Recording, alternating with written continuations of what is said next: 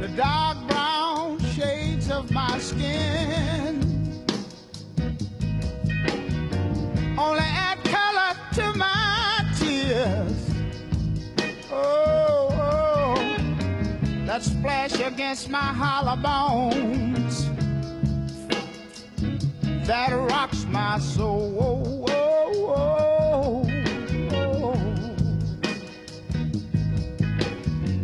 Looking back over my false dreams that I once knew.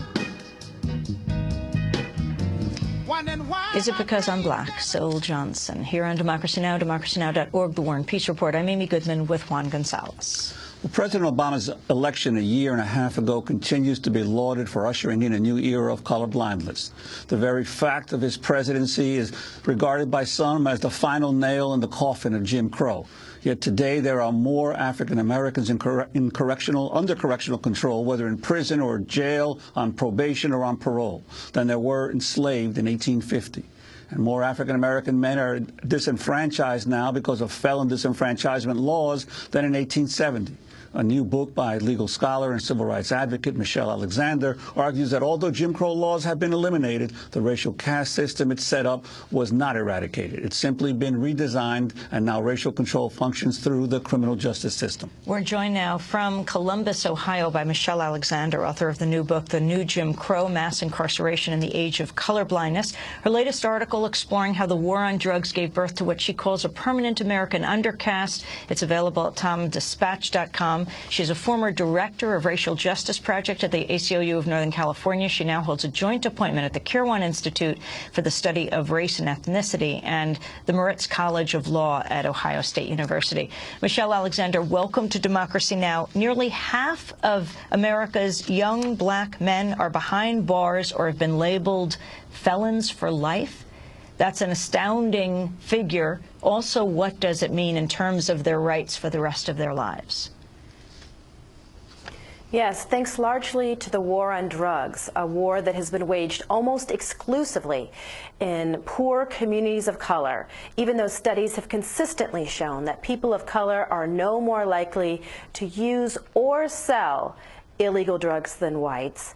The war on drugs waged in these ghetto communities has managed to brand as felons millions of people of color for relatively minor, nonviolent drug offenses. And once branded a felon, they're ushered into a permanent second-class status, not unlike the one we supposedly left behind.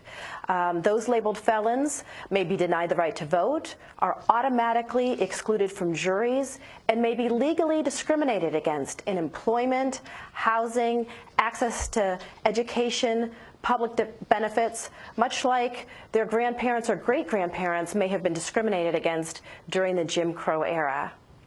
Well, you mentioned that in the war on drugs, 4 out of 5 people arrested have actually been arrested for use of drugs, not for possession or use of drugs, not for the sale of drugs. Could you talk about how both political parties joined in this increasing incarceration around drug use? That's right. The war on drugs, contrary to popular belief, was not declared in response to rising drug crime. Actually, the war on drugs, the current drug war, was declared in 1982 by President Ronald Reagan at a time when drug crime was actually on the decline.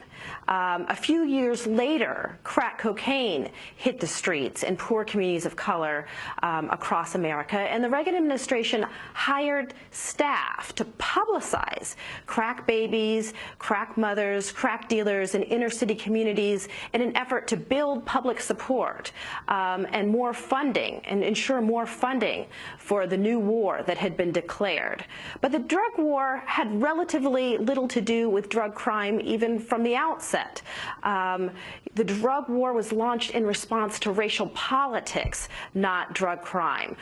The drug war was part of the Republican Party's grand strategy, often referred to as the Southern Strategy, an effort to appeal to poor and working class white voters who were threatened by, felt vulnerable, threatened by the gains of the civil rights movement, particularly desegregation, busing, and affirmative action. And the Republican Party found that it could get Democrats, white, working class poor Democrats, to defect from the Democratic New Deal coalition and join the Republican Party through racially coded political appeals on issues of crime and welfare. And the strategy worked like a charm. Within weeks of the Reagan administration's publicity campaign around crack cocaine, images of black crack users and crack dealers flooded our nation's television sets and forever changed our nation's conception of who drug users and dealers are. And law enforcement efforts became targeted on poor communities of color in the drug war. And drug law enforcement agencies, state and local law enforcement task forces committed to drug law enforcement have been rewarded for drastically increasing the volume of drug arrests. Federal funding flows to state and local law enforcement that boosts the volume of drug arrests, the sheer numbers. Many people think the drug war, has been targeted at violent offenders or aimed at rooting out drug kingpins. But nothing could be further from the truth. Local and state law enforcement agencies get rewarded for the sheer numbers of drug arrests, and federal drug forfeiture laws allow state and local law enforcement officials to keep 80% of the cash, cars, homes that they seize from suspected drug offenders, granting to law enforcement a direct monetary interest in the profitability and longevity in the drug war. And the results have been predictable. Millions of poor people of color have been rounded up for relatively minor nonviolent drug offenses. In fact, in 2005, 4 out of 5 drug arrests were for possession. Only 1 out of 5 were for sales. Most people in state prison for drug offenses have no history of violence or significant selling activity. And during the 1990s, the period of the greatest expansion of the drug war, nearly 80% of the increase in drug arrests were for marijuana possession, a drug now widely believed to be less harmful than alcohol or tobacco, and at least as prevalent in middle-class and suburban white communities as it is in the ghetto. Michelle Alexander. President Clinton. Yes, I just wanted to bring it up to President Obama because this piece you wrote, very interesting, at TomDispatch.com, called The Age of Obama as Racial Nightmare. Explain. Yes, well, today, people around the globe, people of color in particular, have been celebrating the election of Barack Obama as kind of our nation's triumph over race and the history of racial caste in America. Yet the appearance of racial equality, the superficial appearance of racial equality that Barack Obama's election has afforded, serves to mask a deeply disturbing underlying racial reality, which is that large segments, a majority of African American men in some urban areas are either under the control of the criminal justice system or branded felons for life, locked in a permanent second-class status. This vast new racial undercaste, and I say caste, not class, because this is a population which is locked into an inferior status by law and by policy. This vast population has been rendered largely invisible through affirmative action and the appearance of success, with a handful of African Americans doing well in universities and corporations, the sprinkling of people of color through elite institutions in the United States due to affirmative action policies and the limited progress of middle class and upper middle class African Americans creates the illusion of great progress and helps to mask the underlying racial reality, which is that a racial caste system has been reborn in the United States. Young men of color in particular are labeled as felons, labeled as criminals at very young ages, often before they even reach voting age, before they turn 18. Their backpacks are searched, they're frisked on their way to school, while standing waiting for the school bus to arrive. Once they learn to drive, their cars are searched, often dismantled in a search for drugs.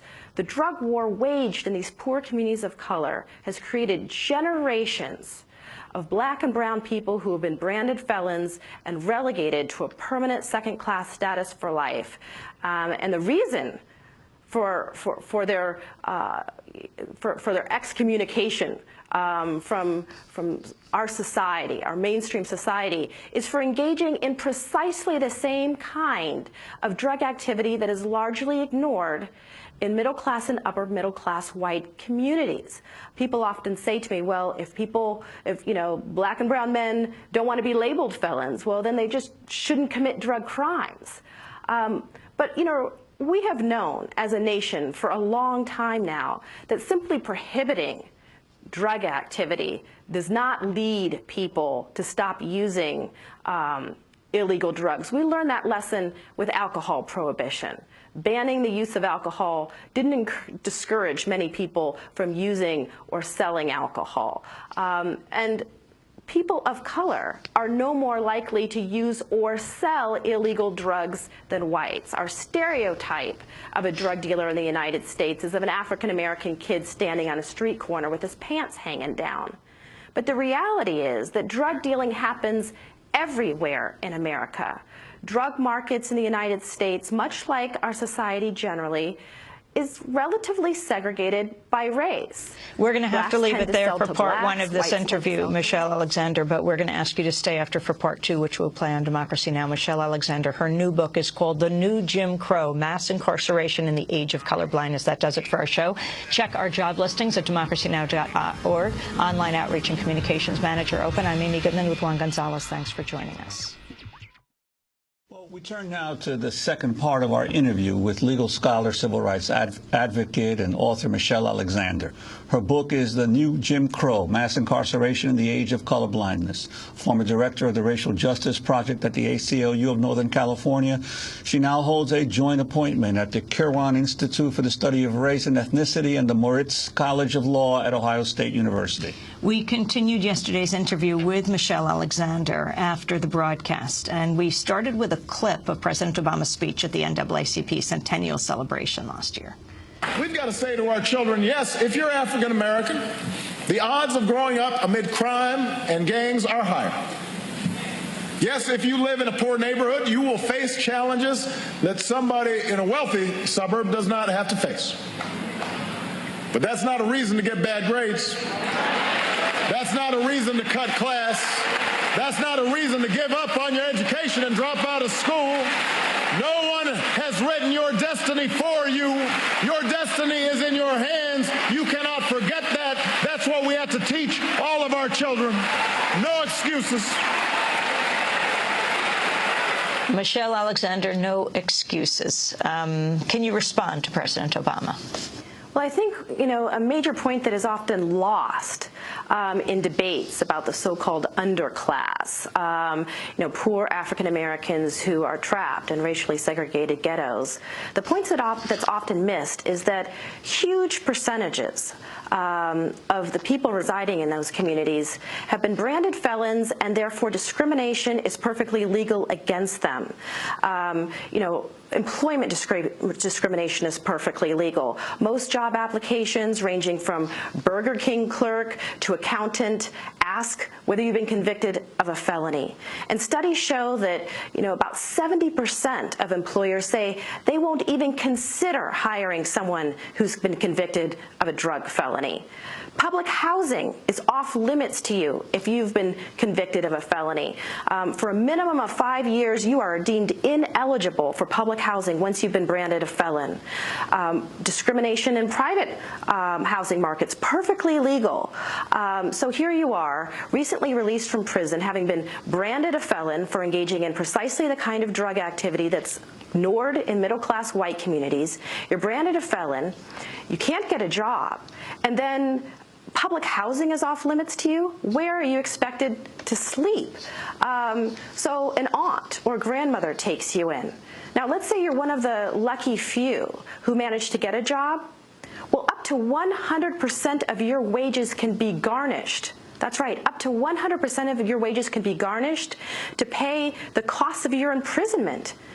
Increasing numbers of states are requiring former prisoners to pay back the cost of their imprisonment, pay back court costs, court processing fees, even the cost of their representation, even if they've been assigned a public defender, and back child support. You're required to pay back all the accumulated child support that you incurred while you were in prison. So up to 100% of your wages can be garnished, even if you're one of the lucky few who managed to get a job after being branded a felon. What is the system designed to do? The system is designed to send you right back to prison, which is, in fact, what happens to the vast majority of people who are released. About 70% of former prisoners are returned within 3 years. And the majority of those who are returned within 3 months, because the obstacles, the legal barriers to just surviving on the outside are so great. People often say to me, well, I know somebody who is a felon and who managed to get a job. You know, it's possible to get a job, they say. Well, it may be possible, but what kind of job? Why is it that, our young kids, young black and brown kids, are expected to be locked into low-wage jobs for life if they're lucky enough to get them? But kids in other communities are given the opportunity to go on to college, to compete for a full range of job opportunities. During the Jim Crow era, the problem wasn't that black people couldn't get jobs. It was that they were locked permanently in a lower tier of jobs. And that's the reality. That's the reality. For us to tell young African-American kids in ghetto communities, your destiny is in your own hands, that may be an inspirational message. But for many of them, it may turn out to be a lie, because the rules and laws that govern ghetto communities today and the war that is being waged there ensures that a large majority of black and brown boys in those communities will be branded felons and then relegated to a permanent second-class status for life. Michelle Alexander, I'd like to ask you about Arnold Schwarzenegger. Governor Schwarzenegger at the State of the State address in January called for privatizing some of the state's prisons. The priorities have become out of whack over the years. I mean, think about it. 30 years ago, 10% of the general fund went to higher education, and only 3% went to prisons. Today, almost 11% goes to prisons, and only 7.5% goes to higher education. Spending 45% more on prisons than universities is no way to proceed into the future. Your reaction to Governor Schwarzenegger's newfound concern about the situation with the prison system in the state?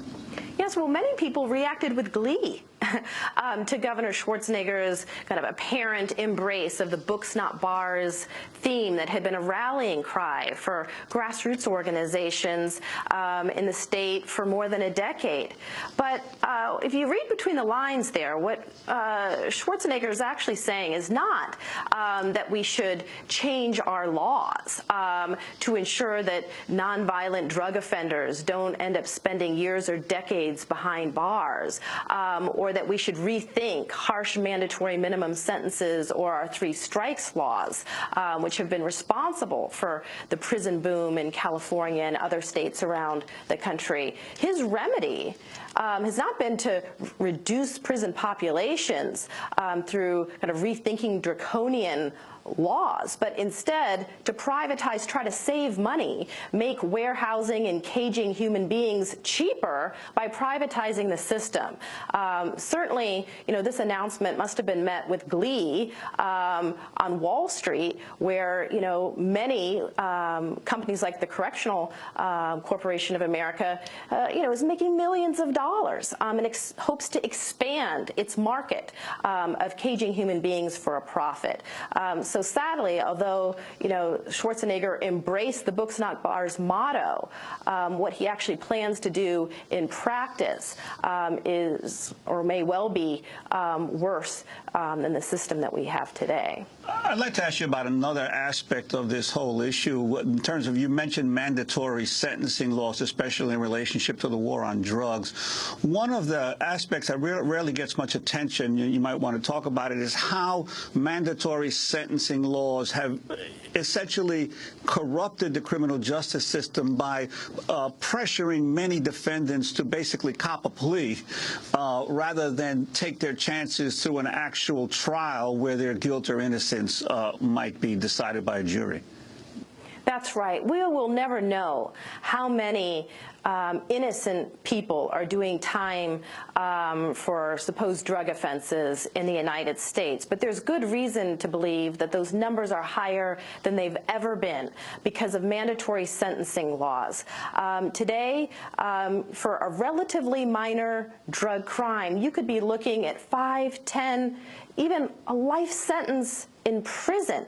Now, if you are arrested and charged with, a relatively minor drug offense and told that you will spend 25 years in prison if you take your case to trial, but if you cop a plea and get only 3 years, or a few months, or even be willing to be labeled a felon for life, you'll be out in a matter of months, days, or just a few years. Most people aren't willing to take the risk that they could be forfeiting decades of their life for a minor drug offense, and will take the deal, whether innocent or guilty. And then explain, Michelle Alexander, what guilty is overwhelming. Explain then what that means once a person is a felon in terms of the rights they lose for life. Yes, well, once you're branded a felon, you may be denied the right to vote, automatically excluded from juries, and legally discriminated against in employment, housing, access to education, and public benefits. The very rights that we supposedly won for African Americans in the civil rights movement no longer exist for those labeled felons. That's why I say we have not ended racial caste in America. We've merely redesigned it. All the old forms of discrimination, the forms of discrimination we supposedly left behind, are now perfectly legal once you've been labeled a felon. And thanks to the war on drugs, millions of people of color have been branded felons for relatively minor drug activity. In the past few decades. Michelle Alexander, our prison population has quintupled. To what in terms of the world, comparing our prison population to the rest of the world? Yes, well, our prison population has quintupled. We've gone from about 300,000 people behind bars in the 1970s, a time, by the way, that many civil rights activists thought that our rates of incarceration were egregiously high. But we went from about 300,000 people in prison and jails to more than 2 million today. And the vast majority of that increase has been due to drug offenses. About 2/3 of the increase in the federal prison population is due to drug offenses, and more than half of the increase in the state population. Can you talk, Michelle Alexander, for 1 sec? I just wanted to ask if you could talk about the jailing of black men, often in white rural communities, and what that means in terms of bringing federal aid into those communities. Yes, kind of a well-kept secret about the way our census laws and redistricting operates in the United States is that people who are warehoused in prisons, and the majority of new prison building in the United States has taken place in relatively white rural areas. The majority of the people who are put in those prisons, particularly in a state like New York, are poor people of color. But the people warehoused in those prisons are denied the right to vote, right?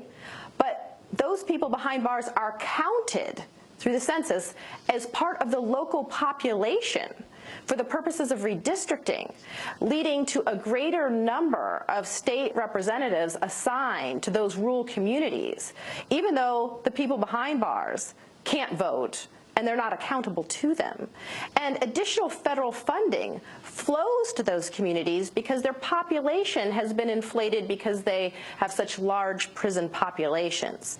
Meanwhile, the poor communities of color, from which these prisoners came, lose representation in their state legislatures because their population has declined, and the funding and support that might otherwise flow to those communities is reduced because their numbers have been deflated as a result of the mass imprisonment of their community members in rural white communities. Michelle Alexander, we want to thank you very much for being with us. Her new book is called The New Jim Crow: Mass Incarceration in the Age of Colorblindness. Thank you so much. Thank you for having me. This is Democracy Now!, democracynow.org.